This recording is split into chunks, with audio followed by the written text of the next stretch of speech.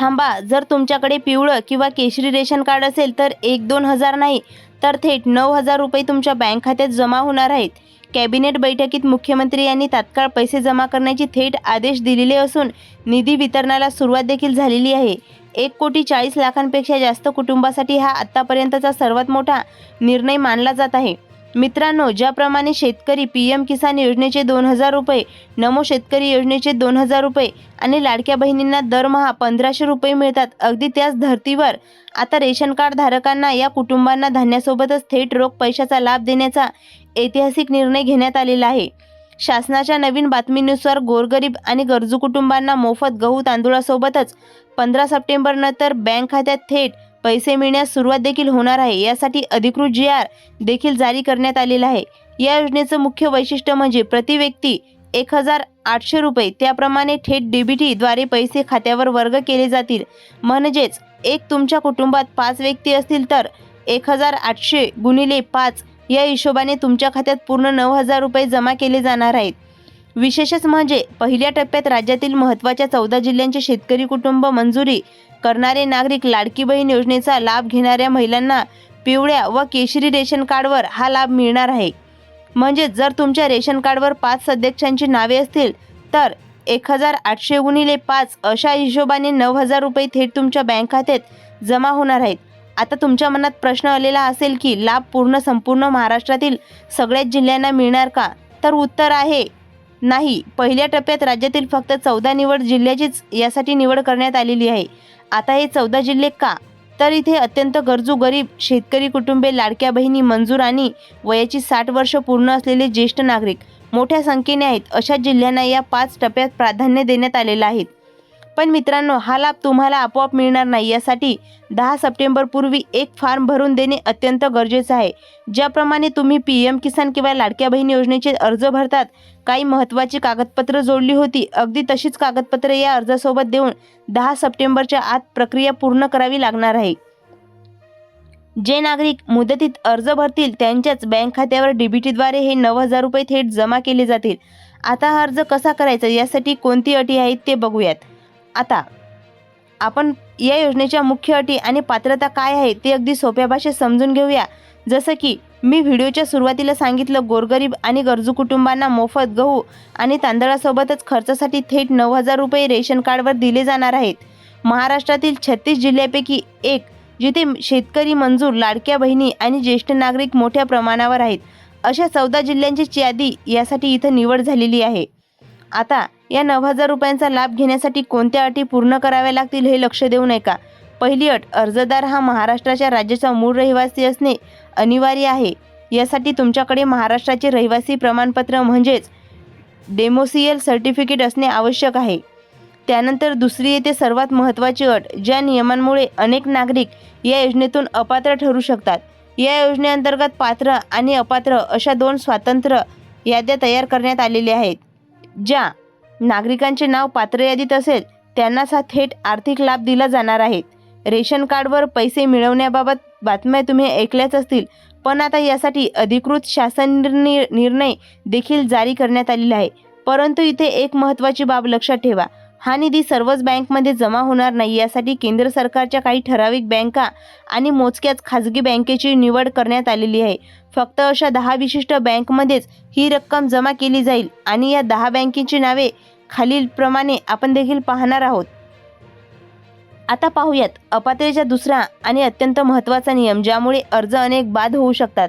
नियमानुसार अर्जदारांच्या कुटुंबातील कोणतीही सदस्य सरकारी नोकरीत नसावा किंवा त्याला शासकीय पेन्शन मिळत नसावी.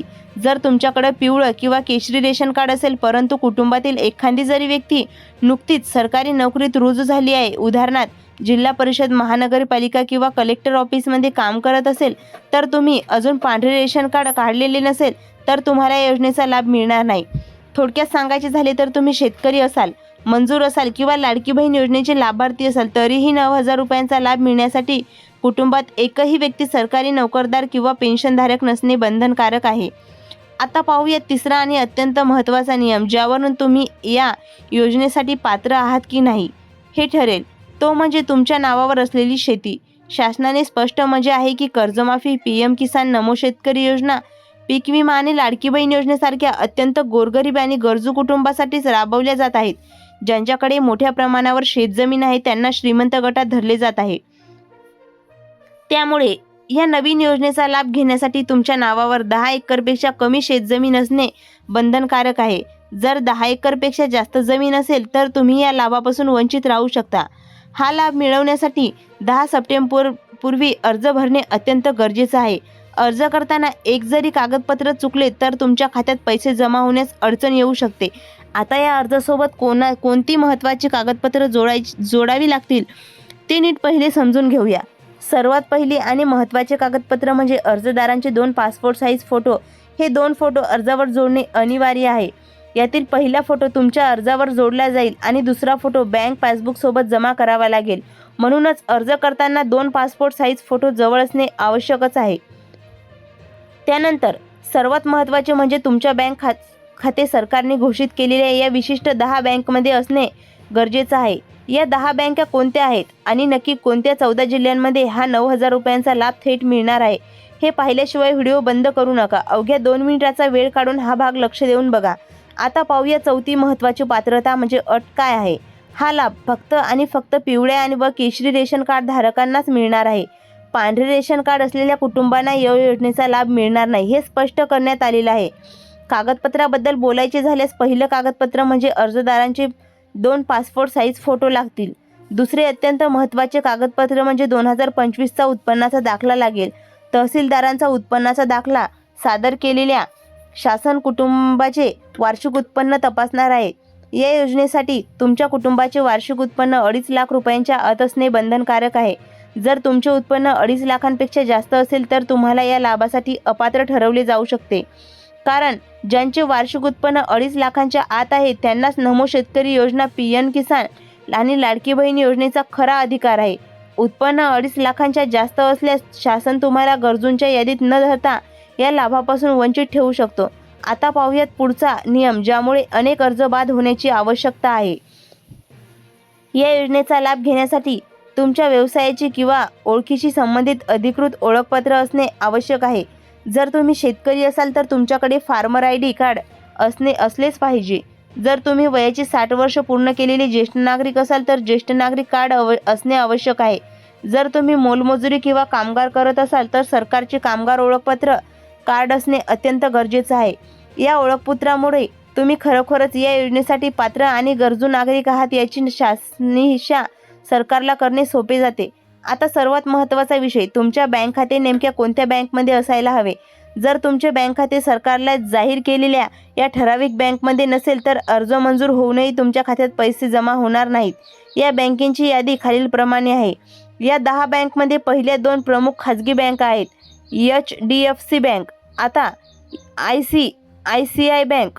अनेक शेतकरी बांधवांनी कमी व्याजाच्या शेती कर्जासाठी या बँकेमध्ये खाते उघडलेली आहेत. त्यामुळे या दोन्ही बँकमध्ये थेट लाभ मिळवण्यासाठी दाट शक्यता वर्तवण्यात आलेली आहे. त्यानंतर पुढच्या 2 खाजगी बँकांमध्ये ॲक्सिस बँक, आता कोटक महिंद्रा बँक या बँकमध्ये सुद्धा अनेक नागरिकांचे पीएम किसान नमो शेतकरी योजनेचे हप्ते जमा होतात. यानंतर सरकारी आणि प्रमुख राष्ट्रीयकृत बँकमध्ये Indian bank, Punjab national bank आणि बँक ऑफ बडोदा याचा समावेश आहे. आता यानंतर उरलेल्या अत्यंत महत्त्वाच्या बँका कोणत्या आहेत आणि हा अर्ज कोणत्या 14 जिल्ह्यांमध्ये कसा भरायचा ते पाहूयात. ती बँक ऑफ इंडिया, ज्या नागरिकांनी या बँकेत खाते उघडलेली आहे, ज्यांना खात्यात आतापर्यंत लाडकी बहीण योजना, नमो शेतकरी योजना, पीक विमा, कर्जमाफी किंवा पीएम किसान योजनेचे पैसे जमा होत आहे, अशा पिवळ्या व केशरी रेशन कार्ड धारकांना या योजनेचा लाभ मिळण्याची दाट शक्यता आहे. याशिवाय bank of Maharashtra, state bank of India आणि पोस्ट ऑफिस संस्थांमध्ये जवळपास 99% शेतकरी, लाडक्या बहिणी, ज्येष्ठ नागरिक आणि मंजुरांचे खाते आहे. त्यामुळे ज्या बँकमध्ये खाते असल्याची पात्रता नागरिकांना देखील हा लाभ मिळणार आहे. गोरगरीब आणि गरजू कुटुंबांना मोफत अन्नधान्यासोबतच आता थेट पैशाचा लाभ देण्याचा निर्णय या 14 जिल्ह्यांसाठी घेण्यात आलेला आहे. आता सर्वात महत्त्वाचे म्हणजे याचा अर्ज कसा भरायचा आणि मुख्यमंत्री यांनी घोषित केलेले हे 14 जिल्हे कोणते आहेत ते खालीलप्रमाणे बघूयात. पहिल्या टप्प्यात अकोला, यवतमाळ, बुलढाणा आणि वर्धा या 4 जिल्ह्यांचा समावेश आहे. इथे अत्यंत गरजू आणि गरीब शेतकरी राहतात असल्यामुळे ज्या जिल्ह्यांना प्रथमच प्राधान्य देण्यात आलेले आहेत. त्यानंतर लातूर, हिंगोली, अमरावती आणि वाशिम हे जिल्हे आहेत ज्यांचा या योजनेचा थेट फायदा मिळणार आहे. तसेच परभणी, धाराशिव आणि बीड या जिल्ह्यामधील पात्र कुटुंबाच्या खात्यात DBTद्वारे पैसे जमा होणार आहेत. याशिवाय छत्रपती संभाजीनगर, नांदेड आणि जालना या जिल्ह्याचाही या 14 जिल्ह्यांच्या यादीत समावेश आहे. या सर्व 14 जिल्ह्यातील पिवळ्या व केशरी रेशन कार्ड धारकांना विविध योजनेप्रमाणेच या नवीन योजनेचा लाभ थेट बँक खात्यात मिळवण्याची दाट शक्यता आहे. आता हा लाभ मिळवण्यासाठी अर्ज कसा करायचा आणि कुठे भरायचा ते समजून घ्या. तुम्हाला तुमच्या स्थानिक स्वस्त धान्य दुकानात, रेशन कार्ड दुकानात 10 सप्टेंबरपर्यंत या योजनेचा अर्ज उपलब्ध होण्याची दाट शक्यता आहे. तिथून अर्ज घेऊन आवश्यक कागदपत्रासह तो वेळेत जमा करणे गरजेचे आहे. हा अर्ज मिळाल्यानंतर त्यावर तुम्हाला तुमचा एक फोटो चिटकवायचा आहे. अर्जासोबत बँक पासबुकची झेरॉक्स, पिवळ्या किंवा केशरी रेशन कार्ड पानाची झेरॉक्स आणि आधार कार्ड दोन्ही बाजूची स्पष्ट झेरॉक्स जोडायची आहे. तसेच तुमच्या बँकेचे IFSC कोड बदलला असल्यास तो व्यवस्थित तपासून अर्जात नोंदवणे आवश्यक आहे. हा पूर्ण भरलेला अर्ज आणि कागदपत्रे तुमच्या स्थानिक स्वस्त धान्य दुकानाकडे, रेशन कार्ड धारकांकडे जमा करायचे आहेत. शासनाच्या माध्यमातून गोरगरीब आणि अत्यंत गरजू कुटुंबांना गहू तांदूळासोबतच वर्षाला 9,000 रुपयांची आर्थिक मदत देण्याबाबतची ही अत्यंत महत्त्वाची माहिती समोर येत आहे. महत्त्वाची टीप: व्हिडिओमध्ये दिलेली ही माहिती सध्या विविध सूत्रांवर आधारित एक शक्यता आहे. त्यामुळे अधिकृत आणि अचूक माहितीसाठी तुम्हाला तुमच्या जवळच्या रेशन कार्ड धान्य दुकानामध्ये जाऊन किंवा तहसीलदार कार्यालयात नक्की चौकशी करा. अशाच नवनवीन आणि महत्त्वाच्या अपडेटसाठी आपल्या OMT इन्फॉर्मेशन टेक या चॅनलला आत्ता सबस्क्राईब करा.